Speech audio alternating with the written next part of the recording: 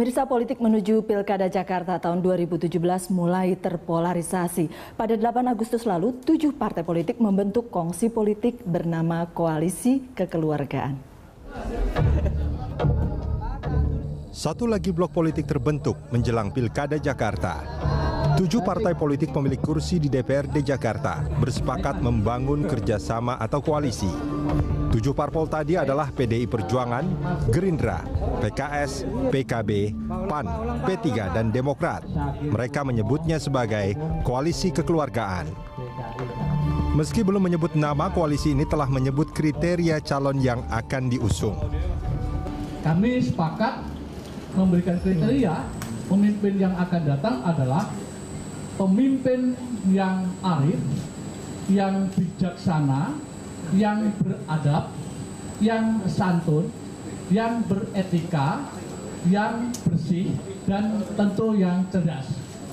Mudah-mudahan ini bisa membantu masyarakat. Nil kira-kira pemimpin yang bisa mengayomi, bisa mendinamisir pembangunan di Jakarta, kemudian ke depan tidak ada perlu suasana gaduh.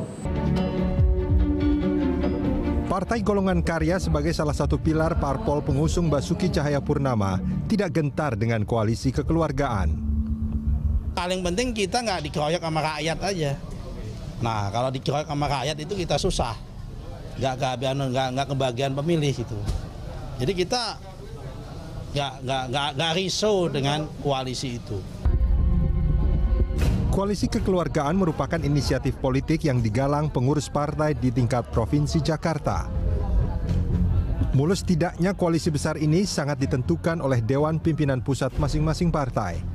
Jika kongsi politik ini lancar, satu pekerjaan rumah besar harus dirampungkan mereka, yakni menyepakati siapa cagup dan cawagup yang bakal dimajukan. Ya, selamat berjumpa kembali di The Headlines, dan kali ini kami akan mengangkat topik tentang Ahok atau Risma. Untuk membahasnya kami akan undang Gembong Warsono, Ketua Badan Pemenangan Pemilu DPD PDI Perjuangan. Juga hadir Aceh Hasan Sazili, Wakil Sekjen Partai Golkar, begitu ya Pak. Dan di sebelah kiri saya ada Don Bosco Selamun, pemimpin redaksi berita 1 News Channel, serta Hanta Yuda, Direktur Eksekutif dari Poltreking. Terima kasih sudah hadir di The Headlines. Terima kasih. Ahok atau Risma? Saya sebenarnya membayangkan Ahok atau bayang-bayang di sebelahnya karena belum ada dari tempatnya Pak Gembong ini, Bang Don. Ya, pertanyaan itu masih teka-teki sampai sekarang ya. Tetapi yang menarik itu adalah koalisi sudah terbentuk dari Mas Gembong dan kawan-kawan. Koalisi di tingkat lokal, begitu ya? Koalisi kekeluargaan di tingkat DKI. Iya, di tingkat DKI. Dan biasanya saya sudah lama meliput peristiwa politik, dan biasanya memang menjelang hari H atau sebulan menjelang hari H panas betul. Manuvernya, zigzagnya itu luar biasa. Saya merasa koalisi ini dibentuk dalam rangka menuju hari H atau menekan bagaimana mempengaruhi keputusan hari H. Karena juga menjadi menarik bahwa koalisi kekeluargaan ini unik. Ada PDIP, ada PKS. Hal yang secara tradisional biasanya agak susah gitu saling bertemu, tapi ya itulah politik. Menjelang September begitu ya Bang Don. Ini awal untuk kita mulai lebih ramai lagi, Mas Hanta. Ya, memang PDIP ini memang menarik ya, karena menjadi penentu. Kalau dia bergabung di koalisi Basuki Cahayapurnama, dia akan menentukan siapa wakilnya Ahok. Tapi kalau kemudian memutuskan di luar, itu juga akan menentukan peta konstelasi, siapa lawan atau rival kompetitif bagi Ahok. Sehingga PDIP hanya skemanya kalau kita baca hanya 2. Skema prioritas pertama kalau saya membacanya adalah pengen ke Ahok. Meskipun saya sering istilahkan benci tapi rindu, pura-pura benci padahal sama-sama rindu. Nah, kalau ada kesepakatan sebenarnya ke Ahok, prioritas pertama. Kita coba tanya Pak Gembong baru gitu ya nanti ya. Muncul nama Bu Risma nama lain sebagai ya, alternatif gitu. Benci tapi rindu, pura-pura benci tapi rindu. Pak Gembong. Ya itu kan bacaannya Mas Hanta. Oke, tapi memang belum ada nama toh dari koalisi ya, kekeluargaan, saya bilang. Mekanisme partai sedang berjalan. Kan selalu saya sampaikan di media bahwa bagi incumbent itu sederhana kepada PDI Perjuangan. ketika yang bersangkutan mau mengikuti mekanisme partai. Karena mekanisme yang baku, bukan kita peruntukkan untuk Ahok, bukan kita peruntukkan yang lain, tapi kan mekanisme yang sudah baku. Rasanya nggak elok juga kalau PDI Perjuangan memberikan privilege yang luar biasa kepada incumbent. Rasanya kan juga nggak elok juga. Anda mau katakan kepada Ibu Mega bahwa ini loh akar rumput tidak mau dengan Ahok gitu? Kalau akar rumput itu tergantung kebijakan atau keputusan partai. Kalau partai sudah memutuskan, bagi pengurus kita di bawah sudah pasti mengikuti. Untuk Jakarta tergantung Bu Mega, tetap begitu ya, Pak Gembong? Tergantung Dewan Pimpinan Partai dalam mengambil keputusan. Pak Aceh menyikapi ini, memang sih kalau tadi Nusron Wahid katakan pokoknya nggak dikeroyok rakyat aja. Gitu. Ya tadi kan pertanyaannya Ahok atau Risma? Ahok. Oh iya, karena Golkar sudah menyebut Ahok. Golkar sudah menetapkan Ahok. Saya kira pertimbangannya kita sudah cukup jelas bahwa dari berbagai macam survei yang dilakukan baik secara internal maupun yang dilakukan oleh lembaga-lembaga yang memiliki kredibilitas di dalam survei menunjukkan bahwa memang kinerja Pak Ahok sebagai Gubernur DKI Jakarta itu dinilai memuaskan masyarakat Jakarta. Modalnya cukup untuk maju lagi gitu. Saya kira itu sudah cukup dan kita tidak lagi mempersoalkan Pak Ahok mau maju dari mana. Iya. Dan buat Golkar tidak akan berpindah ke lain hati gitu ya, termasuk ke koalisi kekeluargaan. Dan saya berharap koalisi kekeluargaan bisa gabung juga. Koalisi kekeluargaan bisa gabung juga kan? Nah, Mas Gembong, kalau dari penjelasannya kan berarti bisa disimpulkan ini belumlah sebuah keputusan partai secara DPP ya. Atau belumlah merupakan keputusan Teguh Umar atau Ibu Mega. Jadi pembentukan koalisi ini adalah pembentukan koalisi berdasarkan keputusan di tingkat DPD. Ya tentu juga ada reasonnya. Ada reason bahwa ini mau mempertahankan mekanisme partai. Kan itu ceritanya. Sekarang memang menjadi pertanyaan. Kalau mau mempertahankan mekanisme partai, kan waktu itu kan Ahok sebelumnya kan keras sekali mengatakan saya mau calon independen, saya nggak mau lewat partai karena ada mahar dan seterusnya. Belakangan bilang saya pilih partai. Mestinya kan sudah bisa ketemu juga itu mau. Gara-gara Golkar. Ya, poinnya belum keputusan DPP. Sekjen PDI Perjuangan di media menyebutkan bahwa masih tetap ada 3 kemungkinan. Betul Pak Gembong? Iya, yang pertama adalah petahana, yang kedua adalah nama-nama yang sudah dijaring, yang ketiga adalah kejutan, itu Risma. Dan mungkin perlu saya tambah, bisa juga terkombinasi. Maksudnya? Kombinasi antara penjaringan. Ada 4 berarti. Ya, kan itu. Jadi yang kita lakukan penjaringan kemudian 27 sudah mengikuti. Kan sudah ada 6 katanya. Ya, sudah dikerucut menjadi 6. 6 ini kan sudah ada di kantong DPP. Kan bisa saja 6 dikombinasikan dengan nanti kebijakan partai, kan bisa seperti itu melalui penugasan tapi kan 6 orang ini kalau tidak salah apply-nya untuk posisi cagup bukan ya? Iya, cagup. Menurut saya sepertinya itu prioritas terakhir ya. Nanti kan pembuktian, ini kan saya memperkirakan kalau dari statement-statement dari politisi atau petinggi PDIP itu tetap Pak Ahok, asalkan Pak Ahok ingin mengikuti mekanisme partai. Jadi kalau Pak Ahok ingin, tadi kalau Bang Don katakan Ahok akhirnya memutuskan lewat jalur partai. Kalau ternyata Ahok juga memutuskan mendaftar mekanisme PDIP, berarti tidak ada lagi skenario dan skema tadi kan. Teknis kira-kira. Tapi kan udah ditutup pendaftarannya. Masih ada mekanisme. Setahu saya ada mandat yang diberikan, gitu ya. Kemudian ada hak prerogatif dari ketua umum ya, seperti itu. Cuma yang menarik memang saya semacam ada ironi demokrasi. Demokrasi kita itu ketika ada demokrasi ada desentralisasi. Jadi kita ada desentralisasi fiskal, desentralisasi administrasi pemerintahan. Ada 2 politisi partai terbesar Republik ini. Tetapi kita tidak melihat tontonan yang cantik desentralisasi terjadi di partai politik. Jujur kalau saya katakan di partai politik masih tersentralisasi untuk menentukan bupati, wali kota, gubernur di Papua sana harus menunggu Teguh Umar, menunggu Slipi, apalagi beberapa. Nah ini yang mungkin beda ceritanya kalau ada desentralisasi misalnya di DKI, Pak Gembong dan kawan-kawan yang menentukan, diberikan desentralisasi, mungkin itu nanti 5-10 tahun ke depan. Iya, di antara partai-partai yang berkongsian memang berkongsi kekeluargaan, memang tidak ada. PDIP masih nunggu DPP. Semua partai.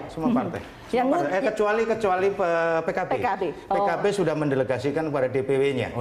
Tapi di luar itu semua menjadi kewenangan DPW masing-masing. Iya, Pak Aceh, tapi yang unik adalah begini. Kongsiannya Pak Aceh ini tidak punya wagub. Cawagup maksudnya. Kongsiannya Pak Gembong tidak punya cagup. Ya, ini benar satu-satu tapi bukan lawan gitu.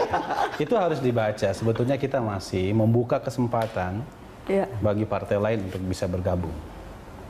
Dan yang kedua, bahwa kita memang menyerahkan kepada Pak Ahok untuk memilih siapa kira-kira wagub yang menurut beliau. Kalau tidak ada dari luar, saya membayangkan ini yang digadang-gadang mungkin dari PDI Perjuangan begitu kan? Ya, tentu kami dengan senang hati. Misalnya kalau tidak ada, kalau PDI Perjuangan memilih melaju, kita kembalikan kepada Pak Ahok sendiri. Karena Pak Ahok yang nanti akan bersama-sama yang kira-kira cocok, yang menikah gitu. Kan kita nggak bisa. Ini sudah bukan zaman lagi Siti Nurbaya. Oke, yang dipaksa untuk menikah. Jadi kalau bukan dari Partai Golkar, baik-baik saja. Baik-baik saja. Karena menurut Golkar, siapapun wagubnya, cawagubnya, kemungkinan menangnya cukup besar gitu? Cukup besar. Oke. Kalau gitu kita break dulu. Nanti kita akan lanjutkan sesaat lagi. Kami akan kembali untuk Anda selepas jeda.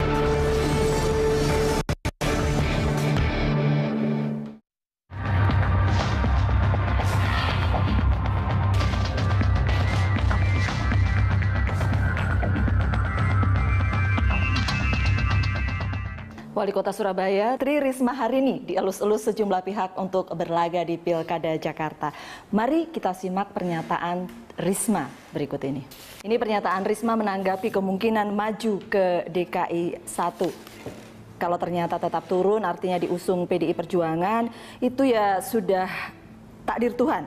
Tidak ada siapapun yang bisa mengalahkan takdir Tuhan.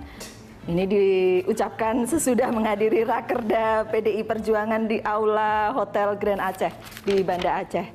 Tapi di kesempatan sehari berikutnya, jawabannya lebih lembut lagi. Ketika ditanya soal kemungkinan maju ke DKI 1, ya lihat nantilah. Begitu.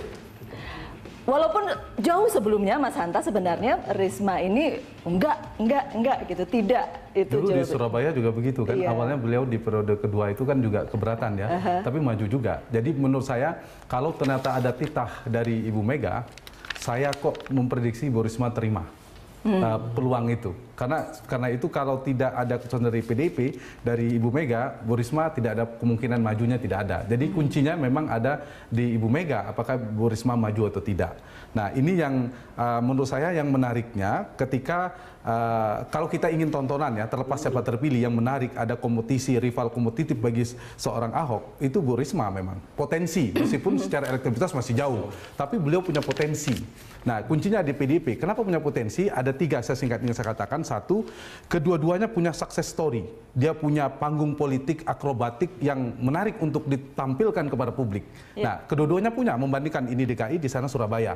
Itu tidak dimiliki oleh, tanpa mengurangi rasa hormat saya kepada Sandiaga Uno dan sebagainya, itu tidak dimiliki. Itu ada. Yang kedua, kekuatan Pak Ahok sebagai petahana adalah seorang yang secara personal ya, kekuatan personal brandingnya tegas dan berani. Dan itu bisa juga dibandingkan dengan seorang Risma yang memiliki hal yang sama. Yang ketiga, soal integritas pribadi. Pak Ahok juga meskipun kontroversial juga kuat di sana, dan Ibu Risma menurut saya tidak diragukan dalam hal itu, sehingga hal inilah yang membuat menurut saya potensi Risma itu lebih besar ketimbang yang lainnya, yang mengantarkan PDIP menjadi maju bertanding. Betul, gitu ya? dan PDIP menjadi diperlukan oleh Pak Ahok bukan di proses kandidasi saja, karena kandidasi sudah selesai dengan 24 kursi partai. Yang dibutuhkan adalah dia akan mempengaruhi peta konstelasi, siapa lawan saya nanti kalau PDIP tidak mendukung saya, kata Pak Ahok kira-kira gitu. Kalau mau cari lawan PDIP harusnya Risma, begitu Bang Don. Iya, ini kan seperti kata Mas Han tadi, ini betul-betul khas politik.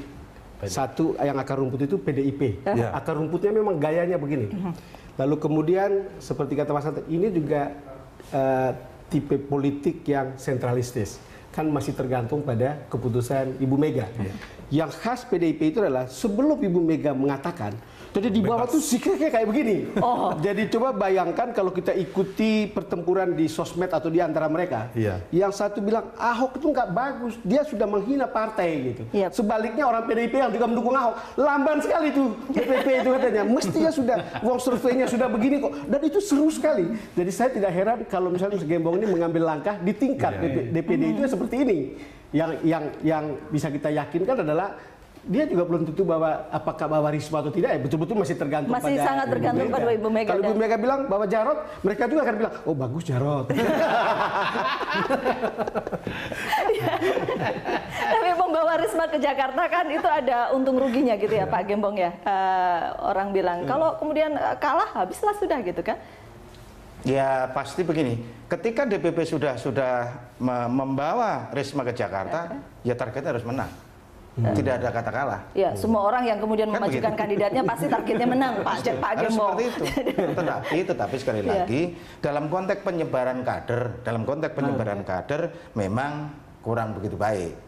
Artinya semua kader yang ada di partai ini harus kita sebar di semua penjuru kan. Oke, ya. Kalau semua kita tarik ke Jakarta memang Mau jadi apa gitu loh. ya. Tetapi ketika partai menurut hitungan partai harus membawa Risma, ya apa boleh buat. Kan sebagian orang juga katakan gitu.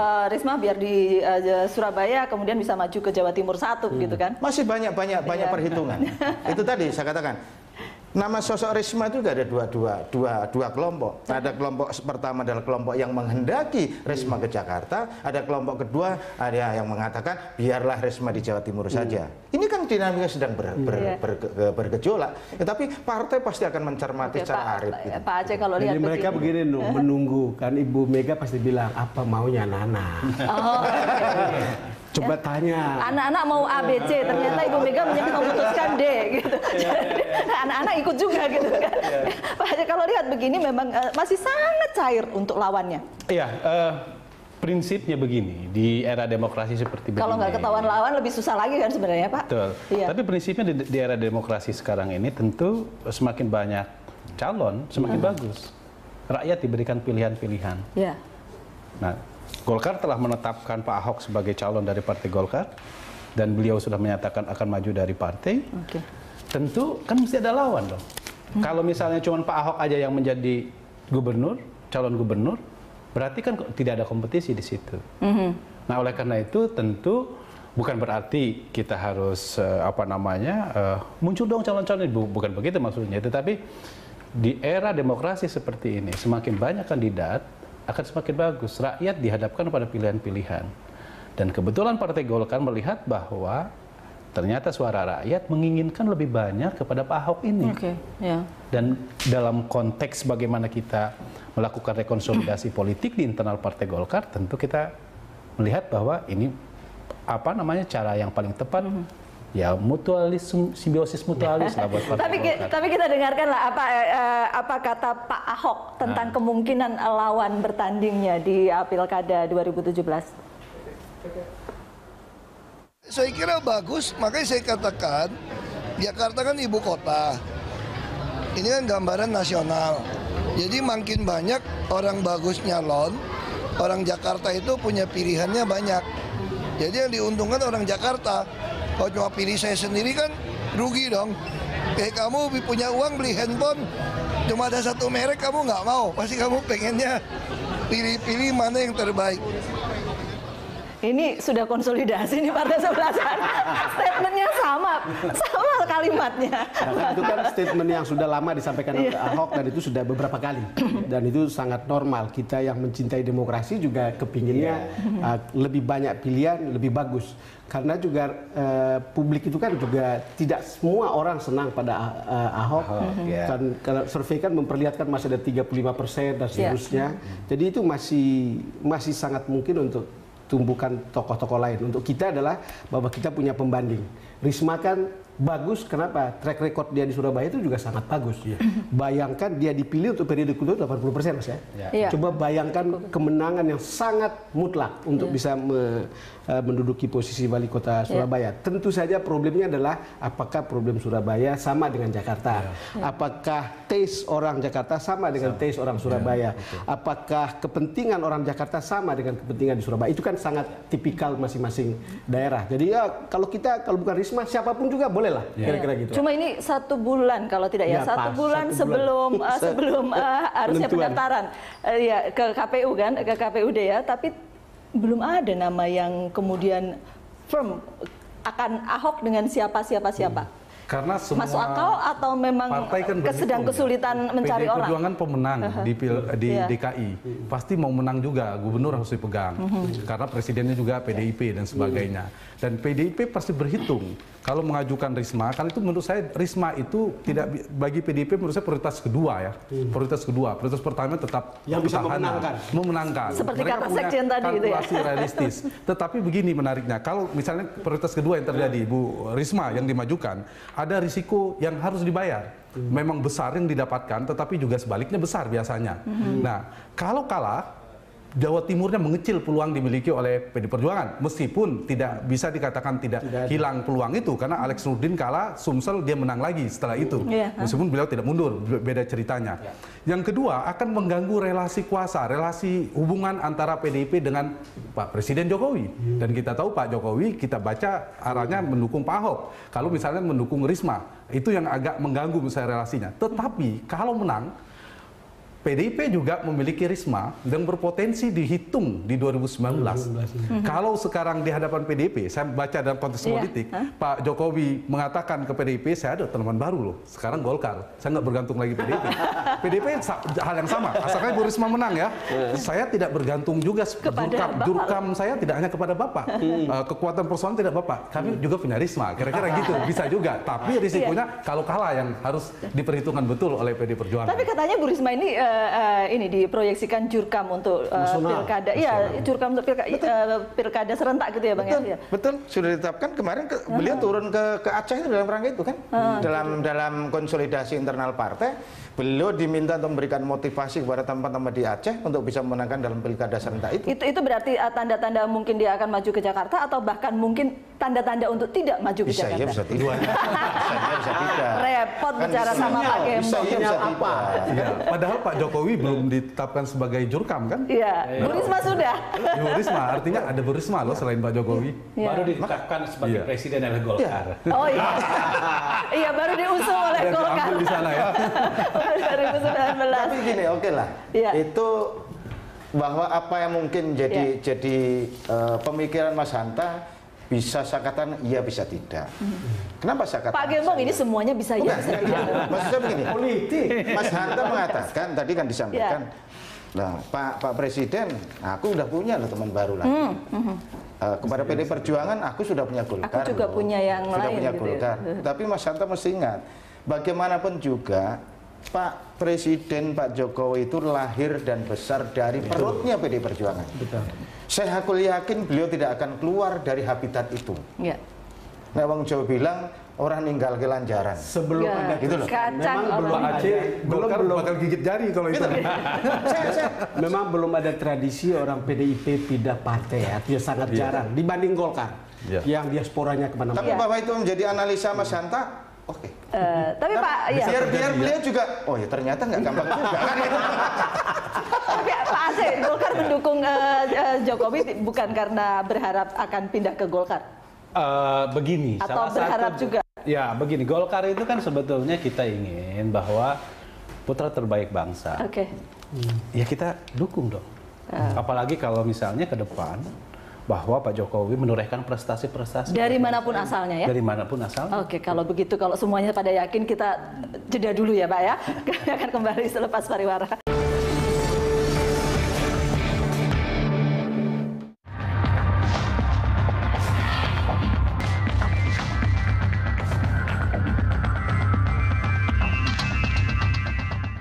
Indobarometer menggelar survei setelah Golkar memutuskan mendukung Basuki Cahayapurnama.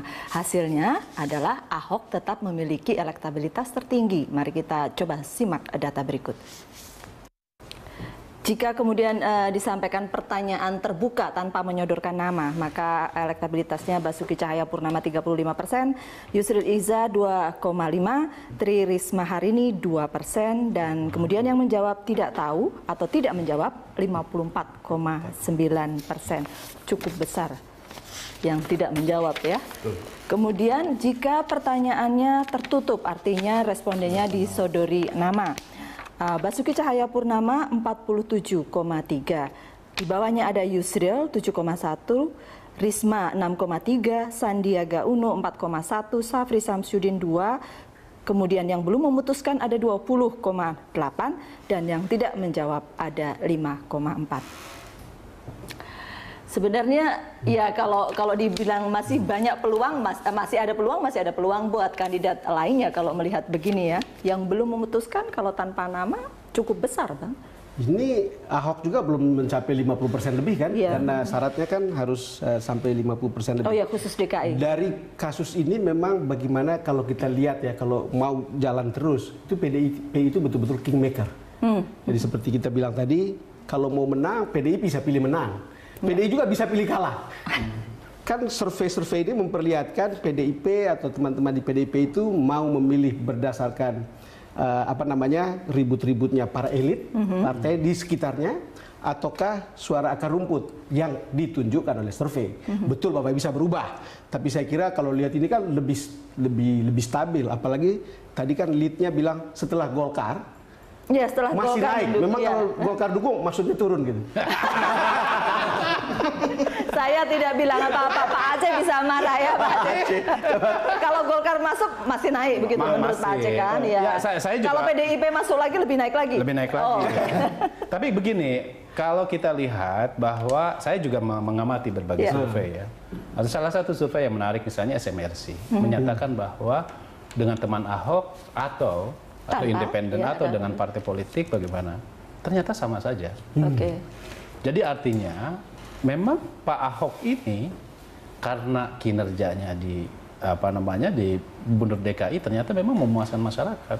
Yang diinginkan oleh mereka ya Pak Ahok maju gitu loh. Nah, partai itu hanya sebagai instrumen. Teman Ahok itu sebagai instrumen gitu karena memang undang-undangnya mengharuskan demikian gitu. Nah, tinggalkan kita sebagai orang partai tentu harus memanfaatkan momentum ini. Dan sebagaimana kita tahu bahwa Partai Golkar di DKI dengan momentum ini kita harapkan akan semakin tinggi, kira-kira begitu. Cuma yang kemarin itu betul-betul tidak ada pembicaraan tentang calon gubernur?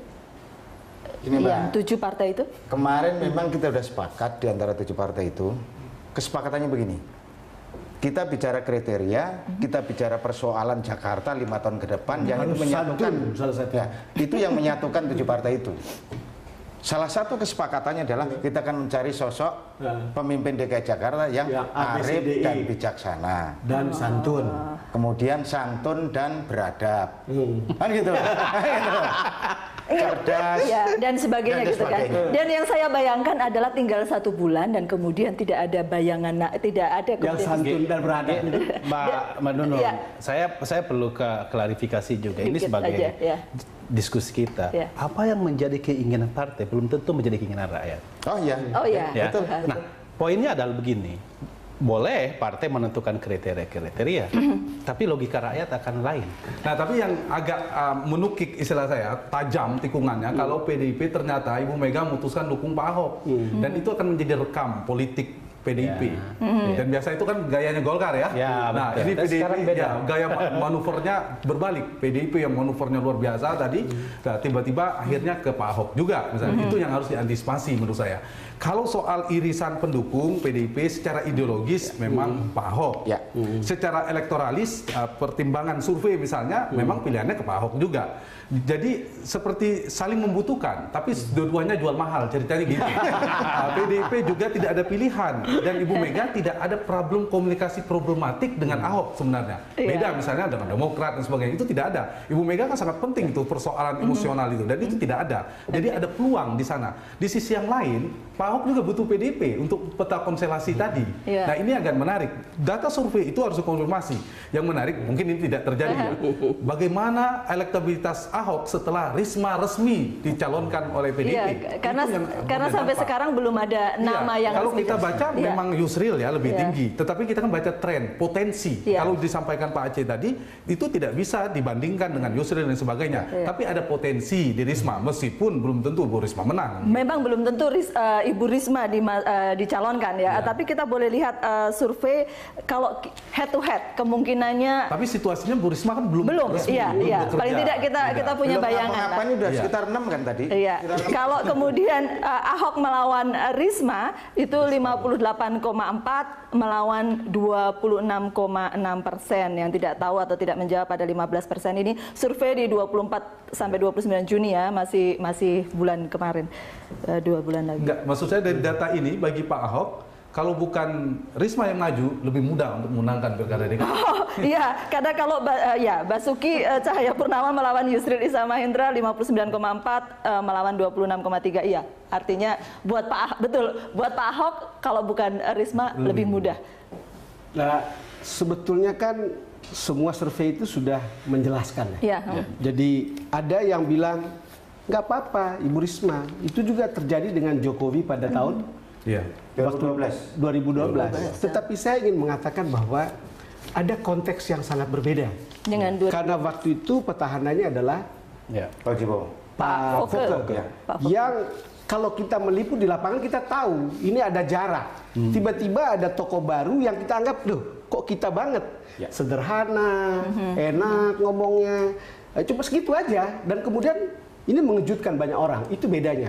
Nah sekarang ketika datang orang seperti Ibu Risma misalnya, Ahok itu sekarang ini, kalau lihat hasil survei atau kalau kita bergaul deh dengan anak-anak yang muda sekarang ini perasaannya, bahasanya atau cara dia ngomong lugas seperti itu, ya mereka banget rasanya.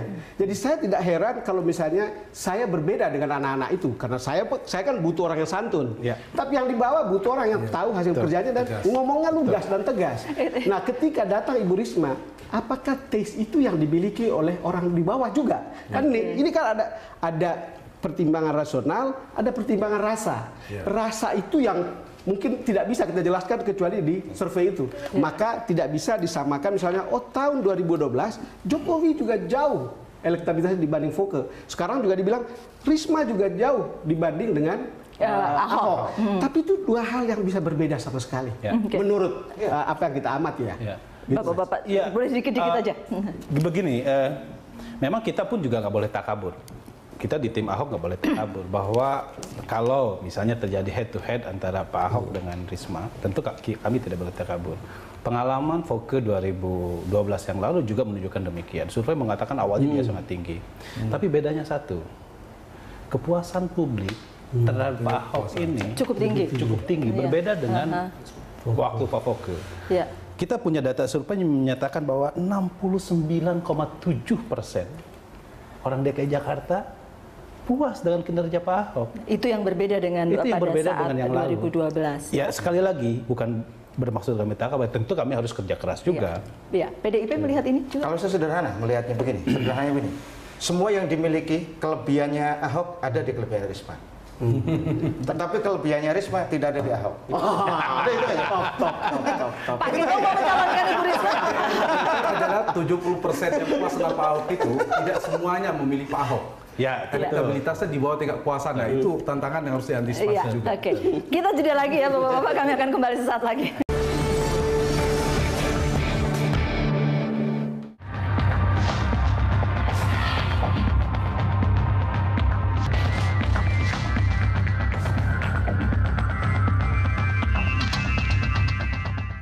Pemirsa, ajang Pilkada Jakarta pada tahun 2017 tetap akan menjadi pertaruhan antara kekuatan mesin partai politik dan juga sosok atau figur. Mari kita simak kekuatan koalisi parpol pengusung Ahok dan koalisi kekeluargaan. Jadi kalau kita pakai hitung-hitungan kursi pengusung Ahok itu Nasdem, Golkar, Hanura ya Pak Aceh, itu 24 kursi totalnya, 24 kursi. Kemudian ini koalisi kekeluargaan. Ini sudah solid atau masih cair ya Pak Gembong? 28 ditambah 10 ditambah 15 ditambah 11. 82. Wow, langsung disebut totalnya adalah 82 kursi. Ini koalisi sebenarnya luar biasa besar, begitu kan? Kalau mau hitung-hitungan kursi loh. Iya, kalau kita mau membandingkan konteksnya reaksi ke Pak Ahok ini alat tawarnya PDIP. Satu koalisi keluargaan, kedua Risma. Jangan-jangan bukan itu sebenarnya tujuan PDIP. Apa tujuannya? Yang lain tadi sedang berhadapan dengan petahana. Kalau itu yang terjadi berarti siap-siap yang 6 ini di PHP-in sama PDIP. Maksud saya apa? Koalisi ini masih cair ya. Sangat mungkin dinamis. Itu akan ditentukan kalau misalnya PD Perjuangan memutuskan tidak mendukung Ahok, relevan. Koalisi ini sangat mungkin terjadi. Tapi kalau tidak, koalisi ini akan dengan sendirinya kebingungan mencari siapa calonnya. Karena beberapa partai bergabung kan karena faktor Risma juga.